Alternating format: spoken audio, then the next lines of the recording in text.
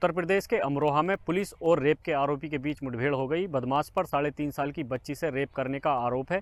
Police ने CCTV footage के आधार पर आरोपी को गिरफ्तार किया है। अमरोहा के सैयदनगली थाना क्षेत्र में 3 साल की बच्ची के साथ दुष्कर्म का मामला सामने आया है। बच्ची घर के बाहर खेल रही थी जब एक अज्ञात व्यक्ति उसे बहला फुसलाकर नहर के किनारे ले गया और वारदात को अंजाम दिया। गंभीर हालत में मिली बच्ची को अस्पताल में भर्ती कराया गया। घटना के बाद पुलिस ने मामला दर्ज कर और आरोपी की तलाश में कई टीमें गठित की थी। साथ ही सीसीटीवी फुटेज भी खंगाली गई, जिसके बाद पुलिस ने जाल बिछाकर आरोपी की धरपकड़ शुरू कर दी। आरोपी को पकड़ने की कोशिश की गई, लेकिन बदमाश ने पुलिस टीम पर फायरिंग कर दी। पुलिस ने आत्मरक्षा में बदमाश पर फायरिंग की। बदमाश के पैर में गोली लग गई।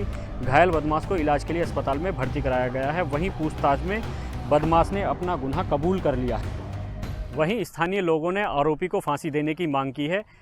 लोगों का कहना है कि इनकाउंटर से इंसाफ नहीं मिलने वाला, बल्कि इस दरिंदे को फांसी दे देनी चाहिए। मैं अमरोहा से मोहम्मद आसिफ, हिंदी खबर। जम्मू कश्मीर में आतंकवाद के खिलाफ बड़ा एक्शन हुआ है।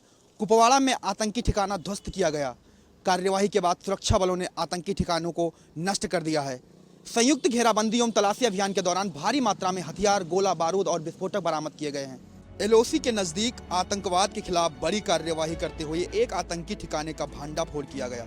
शोगम लोलाब के पुतुसाई इलाके में मंगलवार को चलाए गए संयुक्त घेराबंदी एवं तलाशी अभियान के दौरान भारी मात्रा में हथियार, गोला बारूद और विस्फोटक बरामद किए गए।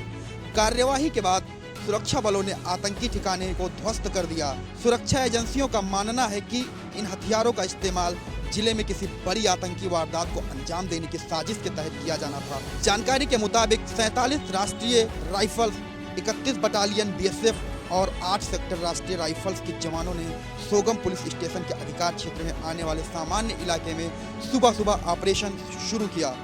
इलाके की घेराबंदी कर सघन तलाशी ली गई, जो देर शाम तक जारी रही। कार्यवाही के बाद सुरक्षा बलों ने आतंकी ठिकाने को ध्वस्त कर दिया है। स्थानीय पुलिस के अनुसार बरामद हथियारों के स्रोत, नेटवर्क और संभावित आतंकियों की पहचान को लेकर आगे की जांच भी जारी है। कैमरा पर्सन सत्येंद्र के साथ मैं शेर बहादुर सिंह, हिंदी खबर। सदी के महानायक अमिताभ बच्चन के पैतृक गांव बाबूपट्टी, जो कि रानीगंज तहसील के अंतर्गत आती है, इसमें प्रशासन का बुलडोजर चलेगा, जो बुलडोजर हरबंस राय बच्चन लाइब्रेरी के ऊपर चलने वाला है। बॉलीवुड के महानायक अमिताभ बच्चन के पैतृक गांव बाबूपट्टी में स्थित उनके पिता स्वर्गीय हरिवंश राय बच्चन मेमोरियल लाइब्रेरी अब अपनी जर्जर हालत के कारण ध्वस्त होने जा रहा है। ग्राम पंचायत के प्रस्ताव पर डीपीआरओ ने पीडब्ल्यूडी को इसके ध्वस्तीकरण की कार्रवाई के लिए पत्र भेजा है। लाइब्रेरी की वर्तमान स्थिति बेहद खराब बताई जा रही है। छत और दीवारों से पानी टपक रहा है। इमारत भी जर्जर हो चुकी है और सुरक्षा के लिहाज से भी यह खतरनाक है। ग्राम पंचायत और स्थानीय प्रशासन की योजना है कि पुराने पुस्तकालय को पूरी तरह ध्वस्त करके इसकी जगह नया आधुनिक और हाईटेक पुस्तकालय बनाया जाए।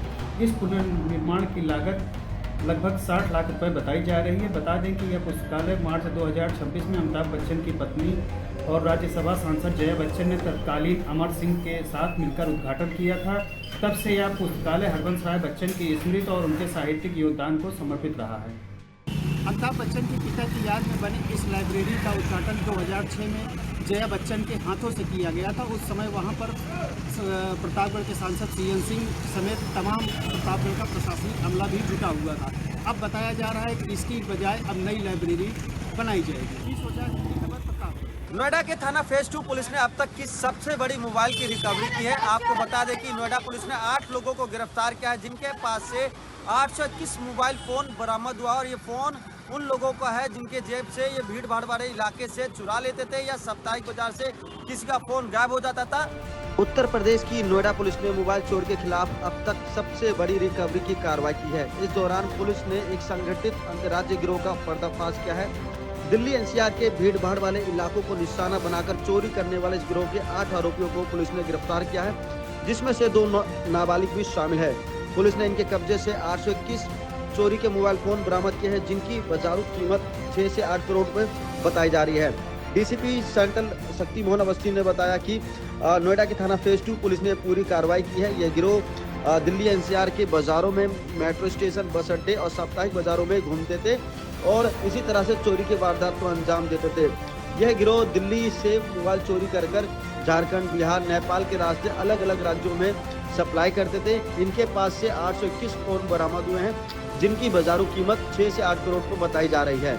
डीसीपी शक्ति मोहन ने बताया कि जो 821 फोन हैं उनकी बरामदगी हुई है और इनकी जो बाजारी कीमत है वो 6 से 8 करोड़ रुपए है। अब उन लोगों की पहचान जुटाई जा रही है कि जिनके फोन गायब हुए, ताकि उन सभी लोगों को ये फोन दे दिया जाए। और आपको बता दें कि प्रदेश की सबसे बड़ी ये मोबाइल रिकवरी की गई है। 2017 से जब से मुख्यमंत्री योगी आदित्यनाथ ने उत्तर प्रदेश की कमान संभाली है, तब से लगातार उत्तर प्रदेश को उत्तम प्रदेश बनाने के लिए लगातार काम कर रहे हैं। ऐसे में वो अधिकारी, वो कर्मचारी भी लगातार जिस तरीके से मुख्यमंत्री के निर्देशन पर काम कर रहे हैं, उनको प्रशिक्षण करने और अलग अलग भौगोलिक स्थिति में कैसे व्यवहारिक रूप से काम करना है, इसके लिए भी ट्रेनिंग देने का काम बड़े स्तर पर योगी सरकार कर रही है। खासतौर पर प्रधानमंत्री नरेंद्र मोदी की जो योजना है, जिसमें कि मिशन कर्मयोगी के तहत जो कार्मिक लोग हैं, कार्मिक हैं, उनको बड़े स्तर पर ट्रेनिंग दी जाती है, तो उसके तहत अब उत्तर प्रदेश भी इसमें बड़े स्तर पर अव्वल आया है। पूरे उत्तर प्रदेश की अभी तक की बात की जाए तो 18.8 लाख से ज्यादा कार्मिक जो मिशन कर्मयोगी का पोर्टल बनाया गया है उस पर रजिस्टर हो चुके हैं, जो पूरे देश में सबसे ज्यादा है। यानी कि एक बार फिर से जिस तरीके से लगातार योजनाएं केंद्र सरकार के द्वारा चलाई जाती हैं, चाहे वो जनता के लिए हो, चाहे वो कार्मिकों के लिए हो, उसमें योगी सरकार हमेशा अव्वल रहती है और इसमें भी योगी सरकार पूरी तरीके से अव्वल दिखाई दे रही है। मुख्यमंत्री योगी आदित्यनाथ ने एक उच्च स्तरीय बैठक में मिशन कर्मयोगी के तहत उत्तर प्रदेश में अब तक हुई प्रगति और आगामी कार्य योजना की विस्तार से समीक्षा की। बैठक में मिशन के क्रियान्वयन, प्रशिक्षण ढांचे, डिजिटल प्लेटफॉर्म की स्थिति और विभिन्न विभागों में क्षमता संवर्धन से जुड़े विषयों पर गहन चर्चा हुई। इस अवसर पर कैपेसिटी बिल्डिंग कमीशन की चेयरमैन एस राधा चौहान ने मुख्यमंत्री के समक्ष उत्तर प्रदेश के मिशन कर्मयोगी के क्रियान्वयन को लेकर विस्तृत प्रस्तुति दी। मुख्यमंत्री योगी आदित्यनाथ ने कहा कि मिशन कर्मयोगी प्रधानमंत्री नरेंद्र मोदी की परिवर्तनकारी पहल है। इसका उद्देश्य वैश्विक दृष्टिकोण के साथ भारतीय संस्कृति और मूल्यों से जुड़े एक सक्षम मानव संसाधन तैयार करना है, जो प्रदेश और देश के विकास की प्रेरक शक्ति बने।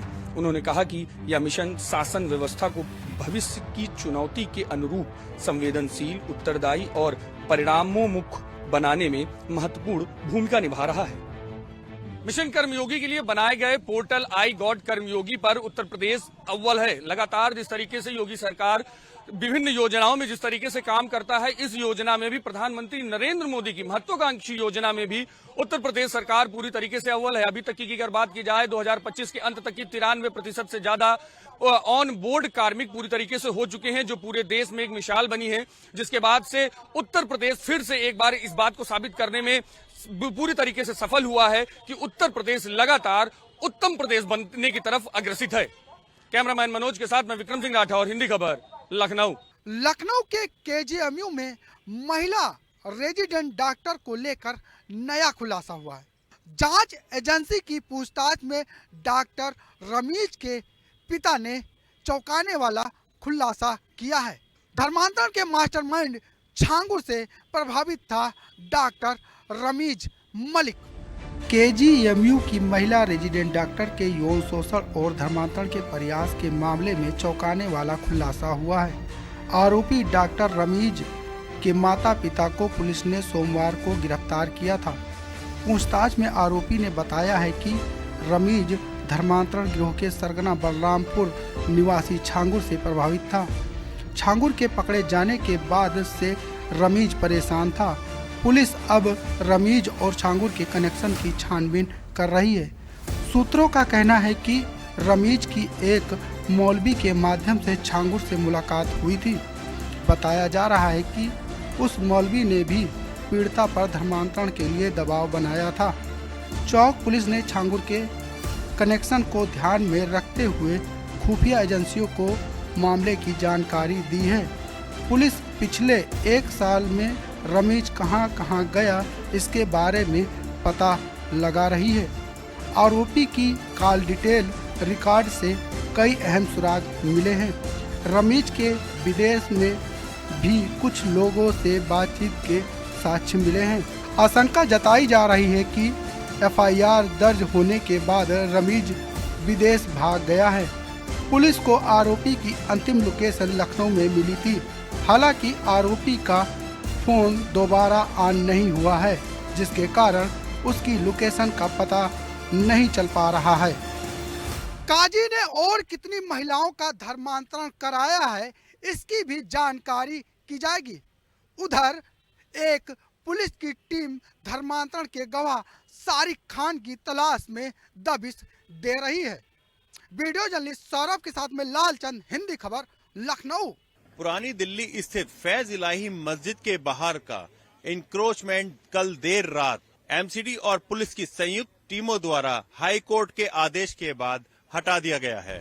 आधी रात तुर्कमान गेट के पास रामलीला मैदान स्थित फैज इलाही मस्जिद के बाहर अवैध अतिक्रमण के दौरान माहौल तनावपूर्ण हो गया। इस कार्रवाई में एमसीडी और दिल्ली पुलिस की संयुक्त टीम शामिल थी, जो हाई कोर्ट के आदेश के बाद मौके पर पहुंची। जैसे ही अवैध निर्माण हटाने की प्रक्रिया शुरू हुई, कुछ लोगों की ओर से पुलिस पर पथराव किया गया, जिसके बाद इलाके में भारी पुलिस बल तैनात कर दिया गया। स्थिति को नियंत्रण करने के लिए बीएनएस की धारा 163 लागू कर दी गई, जिसके तहत 4 से अधिक लोगों को एकत्र होने पर रोक लगा दी गई। अतिक्रमण वाली जगह पर बने बारात घर और 2 मंजिला डायग्नोस्टिक सेंटर को तोड़ दिया गया।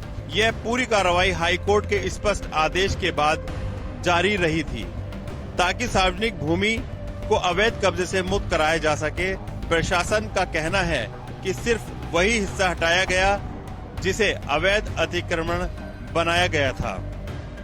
प्रशासन ने दोहराया, हाई कोर्ट के आदेश के बाद मस्जिद के बाहर का जो अतिक्रमण था उसको ध्वस्त कर दिया गया है। मस्जिद वहीं जहां थी वहीं पर ही स्थित है। कैमरामैन सत्येंद्र के साथ मोहम्मद हबीब की रिपोर्ट, हिंदी खबर। हरिद्वार के पिरान कलियर में यूपी सिंचाई विभाग की जमीन पर बनी अवैध दरगाह को धामी सरकार ने ध्वस्त किया है। वहीं देखे तो व्यवस्था को देखते हुए भारी पुलिस बल वहां पर तैनात रहा। यूपी सिंचाई विभाग की जमीन पर बनी अवैध दरगाह पर धामी सरकार ने बुलडोजर चलाकर ध्वस्त कर दिया है। घटना बुधवार समय की है। धामी सरकार ने यूपी सिंचाई विभाग की जमीन पर बनी अवैध दरगाह पर बुलडोजर चलाकर, बता दें कि गंगा घाट के सरकारी भूमि पर कब्जा अवैध रूप से दरगाह बनाई गई थी। प्रशासन ने भारी पुलिस बल की मौजूदगी में ये एक्शन लिया है। रुड़की मजिस्ट्रेट के नेतृत्व में सिंचाई विभाग की टीम मौके पर मौजूद रही। कार्रवाई के दौरान क्षेत्र में तनाव की स्थिति देखी जा रही थी, उसको देखते हुए भारी पुलिस बल वहां पर तैनात किया गया है, लेकिन स्थिति पूर्ण रूप से नियंत्रण रही। बता दें कि सरकारी जमीन पर अवैध कब्जे के खिलाफ धामी सरकार का एक्शन बरकरार है। सरकारी जमीनों पर जितने भी यूपी सिंचाई विभाग की या उत्तर प्रदेश की जमीन पर जितने भी अवैध कब्जे हैं, अवैध दरगाहें हैं और जितने भी अवैध कब्जे हैं, उनको धामी सरकार हटाने में कहीं ना कहीं लगातार जारी है और आगे भी इस तरह के ध्वस्तीकरण धामी सरकार द्वारा किए जाएंगे। हरिद्वार से हिंदी खबर के लिए सचिन सैनी। दलमंडी चौड़ीकरण की कार्रवाई एक बार फिर से शुरू हो गई है। दलमंडी चौड़ीकरण को लेकर सुरक्षा के पुख्ता इंतजाम किए गए। भारी सुरक्षा बल के जवान तैनात किए गए हैं। वाराणसी में सड़क चौड़ीकरण के लिए ध्वस्तीकरण अभियान फिर से शुरू हो गया है। बुधवार को भारी पुलिस बल की मौजूदगी में 3 भवनों को ध्वस्त किया गया, जिनमें से एक भवन मालिक स्वयं तोड़ रहा है। यह कार्रवाई यातायात सुगमता और सुरक्षा बढ़ाने के उद्देश्य से किया जा रहा है। प्रशासन ने सभी भवन मालिकों को चेतावनी दी है। प्रशासन की टीम, जिसमें पुलिस बल भी शामिल था, दलमंडी पहुंची और कुल 3 भवनों के ध्वस्तीकरण की कार्रवाई की गई। प्रशासन ने स्पष्ट किया है कि दलमंडी क्षेत्र में चौड़ीकरण की प्रक्रिया को सुचारू रूप से लागू करने के लिए यह कदम उठाया गया है। इस कार्रवाई का उद्देश्य क्षेत्र में यातायात की सुगमता और सुरक्षा को बढ़ाना है। प्रशासन ने सभी दुकानदारों और भवन स्वामियों को चेतावनी दी है कि वे अपने भवन और दुकानों को समय पर खाली करें, ताकि ध्वस्तीकरण की प्रक्रिया में कोई बाधा न आए। दलमंडी चौड़ीकरण की प्रक्रिया लंबे समय से लंबित थी। अब प्रशासन ने ठोस कदम उठाते हुए इसे फिर से एक बार चालू कर दिया है। चौड़ीकरण के बाद क्षेत्र में यातायात की समस्या का समाधान होगा और इस एरिया में विकास की नई संभावनाएं खुलेंगी। हिंदी खबर के लिए वाराणसी से सत्येंद्र कुमार नंदा।